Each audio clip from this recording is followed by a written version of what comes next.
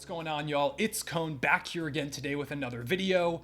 It's finally happened. James Harden has been traded to the Los Angeles Clippers. It's been a long saga leading up to this. There was the public trade request where he said, hey, I want to be a Clipper, surprisingly out of nowhere, opting into his deal at the start of free agency. There was him calling Daryl Morey a liar in public, just all over the place. There was Daryl Morey saying that he's going to get the best return. Harden not showing up for part of training camp, not playing in their first few games here. Him again, making it very known that he wants to be a Clipper. It seemed like negotiations had stopped for a little bit. Basically, everything you can think of happened over these past few months, but finally, the deal gets done. Harden gets over to where he wants to go in LA, joining Russell Westbrook, Paul George, Kawhi Leonard on the Clippers, forming a really scary team out there in the Western Conference. It's a deal that's really intriguing and drastically changes things for both sides. So let's go ahead and break down this deal real quick. I do want to say I've got beef with Woj. He tweeted out at roughly 2 a.m. Eastern that, hey, this deal's happening, Harden's going to the Clippers,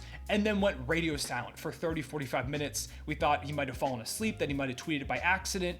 Nobody knew what was going on. Finally, he tweets out some of the details, and even a few hours later here, it's unbelievably late here in the night, or I guess early in the morning as I'm recording this.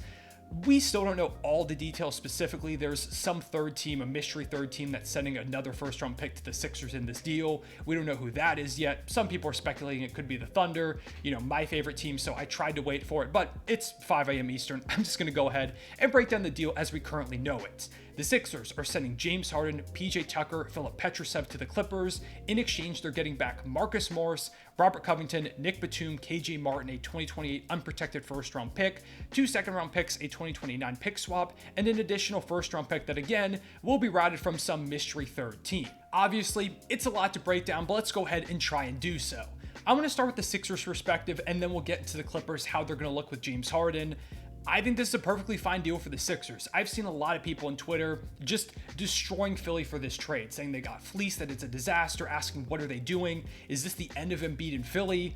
I don't think any of that's the case. I think this is a perfectly fine return and ultimately could be what helps them keep Embiid going forward. Now, just off the bat, the players don't seem like great pickups. Marcus Morris was really bad last year, hasn't played for the Clippers yet.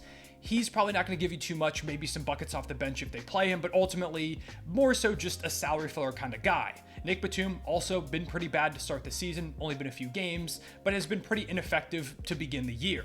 Robert Covington, I think, is the best of these guys. I could see him even starting for the Sixers. Now that PJ Tucker's gone, he leaves a little bit of a hole there in the lineup. I like the idea of him starting a little bit better than Oubre, who I've liked a lot so far as that bucket getter off the bench. So I think Covington could start and actually play a decent role on this team. But none of these guys are going to be the piece that takes them over the edge and brings them to finally a conference finals or maybe even an NBA finals appearance. Really, I think what these guys bring to the table for them is flexibility. This Sixers team is in need of another star. Maxey feels like he's becoming that all-star caliber player. Embiid is an MVP type guy. But in today's league and with how great the Eastern Conference is with the Bucks and the Celtics, you probably need another star alongside those two and some good role players to have a chance of competing. And picking up a bunch of expiring salaries, which yes, every one of Marcus Morris, Covington, Batum, and KJ Martin, who I do kind of like as a young piece for this team, all of them are expiring. Plus that 2028 unprotected first-round pick from the Clippers is very interesting if Kawhi, Paul George, or Harden aren't there at that point, which is very possible. That's 5 years in the future and they're all getting older, injury-prone with expiring contracts. They got 2 second-round picks in that deal, a 2029 pick swap, that extra first-round pick that we don't know who that's coming from. The Sixers have an interesting number of assets. They've got some of their own picks. They've got all that, expiring salaries. I think they could put together a really intriguing offer for a star if one becomes available at some point soon. Specifically, in his article about this trade, Woj said that the Sixers had wanted to get 2 first-round picks out of a Harden trade and believed that those assets, coupled with the second-round picks and a pick swap, give them a chance to pursue another high-level guard in a trade to partner with MVP Joel Embiid and Tyrese Maxey this season. So it seems like they've got this goal of picking up these pieces in order to flip them either at the deadline or just sometime throughout the year to get Embiid and Maxey, that third star player next to them. And I think that's entirely possible. Woj says a guard. So to me, one guy that comes to mind right off the bat is a Zach LaVine. If the Bulls decide to blow it up, I could very well see them going after some expiring contracts and just some draft capital to start fresh in Chicago, giving Embiid and Maxey another great score alongside them. I'd like LaVine a lot as a pickup for Philly. I think Siakam and Anunoby, both as expiring Raptors, are also really interesting. They've got some history with Nick Nurse. I don't know if they like him or not. That's something that's a bit up in the air, so maybe that hurts a potential trade.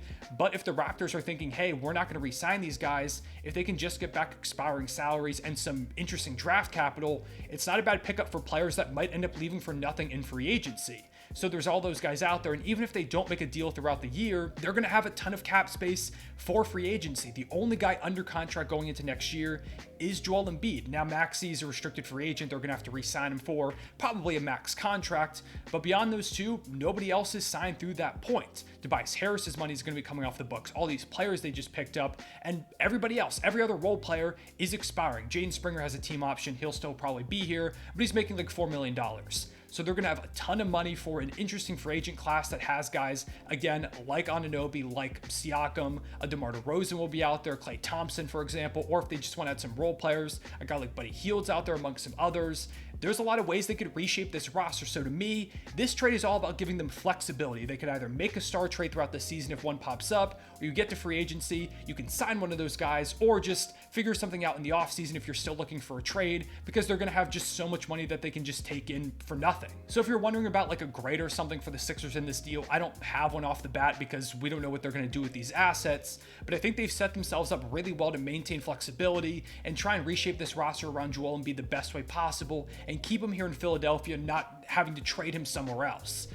Now let's talk about the Clippers. The Clippers, of course, get the best player in this deal in James Harden. They've wanted him for a little while. He's wanted to be there, and they form one of the scariest top 10 guys in the entire league with this deal. Taking a look at their starting lineup, it's probably going to be Russell Westbrook, James Harden, Paul George, Kawhi Leonard, and Zubats. Or if they want to put Russ off the bench and give themselves a great playmaker there, they could also put like a PJ Tucker in the starting lineup, Terrence Mann. They've got a bucket getter off the bench in Norman Powell. Bones Highland's been really good to start the season. PJ Tucker, if he comes off the bench, is just a great enforcer, defensive guy to have. They could even run some small ball if they need to with Tucker at the 5, being that gritty defensive guy. Mason Plumlee's a good backup big. This rotation is amazing. They legitimately have 10 guys deep, and they don't even need that much going into the playoffs. They could cut this thing to 7 or 8 and have one of the best 7-8 man rotations in the entire NBA. They look really good right now. I like the addition of Harden as another playmaker, as a shooter to put next to Kawhi and Paul George. Him and Russell Westbrook have played together a number of times, so they've got a little bit of chemistry there. They've got an established relationship. And also the thing that Harden does help with is the injury issues. Now, Harden himself is injury prone, but he gives you some insurance. Say Kawhi Leonard misses a significant portion of the season like we've seen happen with him in the past. You've still got Harden, Paul George, and Westbrook to keep yourselves afloat and maintain a good spot in that regular season until Kawhi comes back. Say Paul George misses a couple games in the playoffs with some type of injury. You've got Russ, you've got Harden, you've got Kawhi to keep yourselves afloat until PG returns. If even both of PG or Leonard are gone, Russ, Harden, and these role players are still a decent group to try and keep you competitive in games. But if they stay healthy, which I know is an if, this team's going to be so hard to deal with. Kawhi Leonard, one of the league's best playoff performers, a clutch guy, someone who can get a huge stop on one end and get you a big time bucket on the other. Not a lot of guys that I would take personally in the playoffs over Kawhi Leonard. Paul George has been amazing to start this season. Feels like he's in for one of the better years in his recent career. Russell Westbrook has really bought into this role in LA as a defender, as a playmaker. I love what he brings to the table. I mentioned a bunch of the bench guys who can get you buckets, can get you stops. There's so many ways they could go with these lineups. James Harden himself is a 2010 guy who can knock down threes at a high clip and create his own shot, as well as creating shots for others. This Clippers team just feels like it's built really well. I like this addition. I don't know where I'd specifically rank them in the West. I have to see them play first, but it feels like they've put themselves right up there in the upper echelon with the Western Conference's best teams. Going into the season, I didn't know if I saw the Clippers really as a contender anymore because they've tried this thing over and over again and it hasn't worked.